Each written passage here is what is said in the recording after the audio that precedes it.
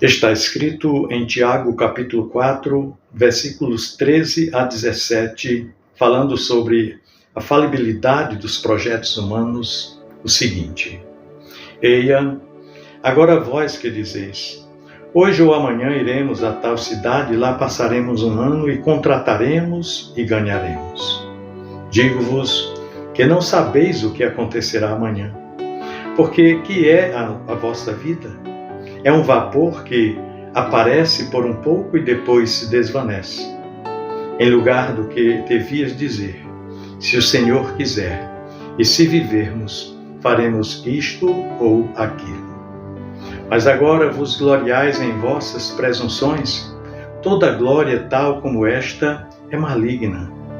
Aquele, pois, que sabe fazer o bem e não o faz, comete pecado.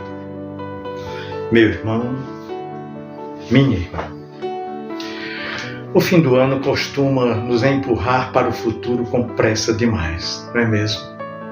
Nós planejamos, prometemos, projetamos, decidimos, fazemos listas, metas, resoluções e dizemos muitas vezes com muita convicção: no próximo ano vai ser assim, agora vai dar certo, dessa vez eu consigo. E Tiago, com uma simplicidade quase desconcertante, interrompe essa corrida e nos chama para uma pausa necessária. Ele diz: vós não sabeis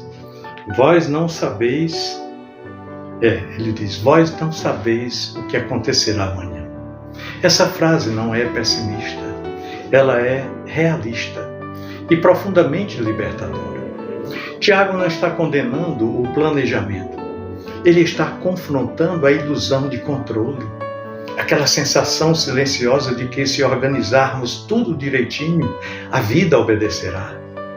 Aquela confiança exagerada de que o futuro está totalmente em nossas mãos, especialmente no final do ano, no início do novo ano, como estamos agora, quando somos incentivados a acreditar que basta querer, que basta decidir, que basta planejar. Nós vivemos dias em que o futuro é tratado como produto, sim, algo que se constrói, que se compra, que se exibe. Um tempo em que sucesso parece estar ligado à capacidade de prever, de dominar, de conquistar. E nesse cenário, quem não tem planos claros se sente perdido, atrasado, se sente inferior. Mas Tiago olha para tudo isso e faz uma pergunta simples, porém retórica: que é a vossa vida? Que é a vossa vida? É como se ele dissesse: antes de decidir o que você vai fazer, lembre-se de quem você é. Antes de projetar o amanhã, reconheça a fragilidade do agora. É um vapor. Ele diz que a nossa vida é um vapor. Vapor aparece, mas não permanece. Vapor também é, eu diria, visível por um instante, mas logo some. Essa imagem não diminui o valor da vida, muito pelo contrário.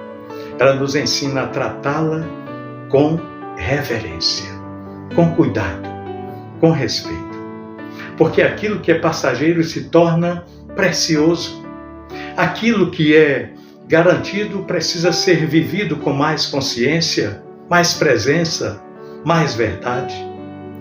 Talvez você esteja iniciando este novo ano cansado justamente porque tentou viver como se tudo dependesse de você no ano anterior. Como se não houvesse espaço para erro, para pausa, para fragilidade. Como se falhar fosse algo imperdoável.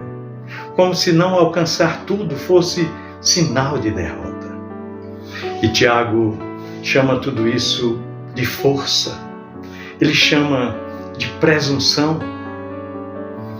Mas ele chama de uma força falsa, né? Presunção. Ele diz: mas agora vos gloriais em vossas presunções.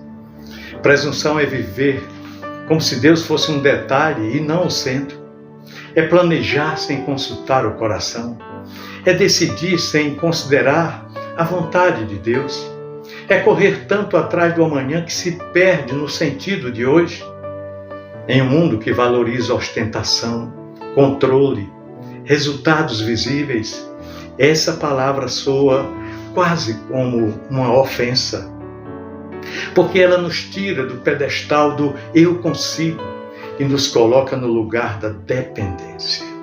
E dependência, para muitos, soa como fraqueza.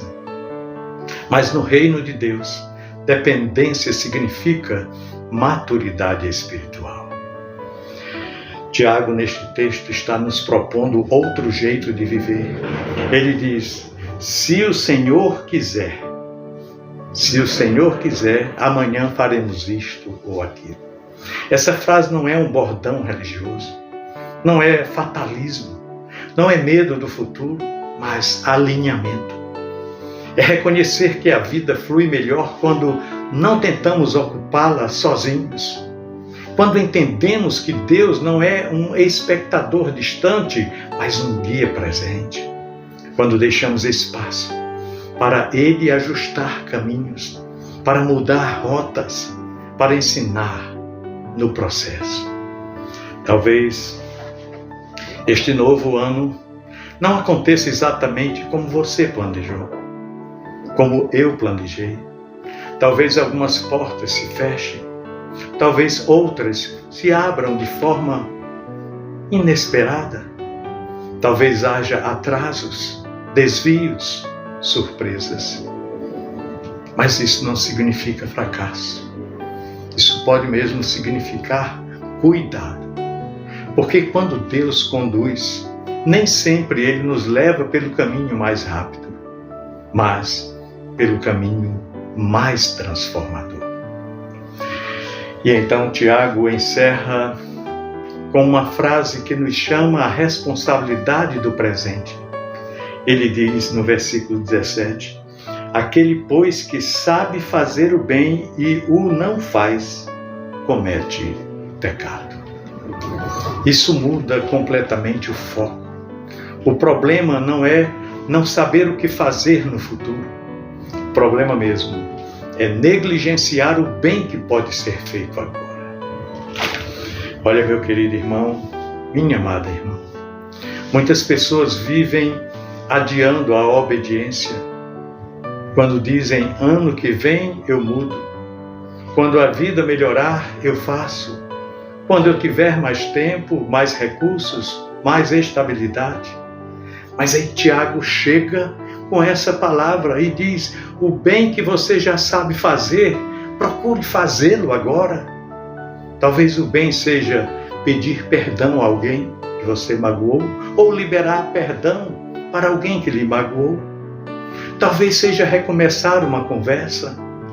Talvez seja desacelerar. Talvez seja cuidar de alguém. Talvez seja alinhar prioridades.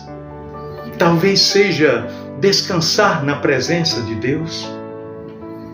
O início de um novo ano nos convida a olhar menos para o que nós podemos controlar e mais para o que nós podemos obedecer. Menos para o que podemos prever e mais para o que podemos viver com fidelidade hoje. Em uma cultura que celebra quem parece ter tudo sob controle, Tiago chega e nos lembra que o verdadeiro descanso nasce quando reconhecemos que não temos. E que isso não nos diminui, nos coloca no lugar certo. Talvez você esteja hoje desmotivado porque o futuro parece incerto demais.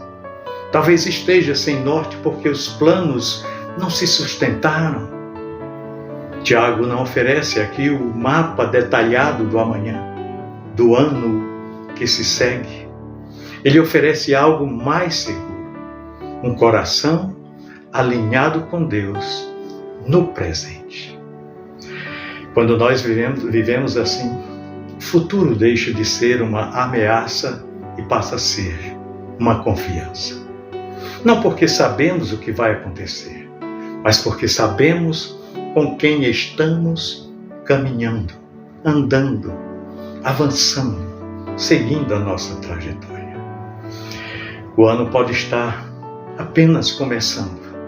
As certezas podem estar, quem sabe, diminuindo, as expectativas aumentando, os planos podem estar sendo revistos e tudo bem, porque a vida nunca foi sobre controlar o tempo.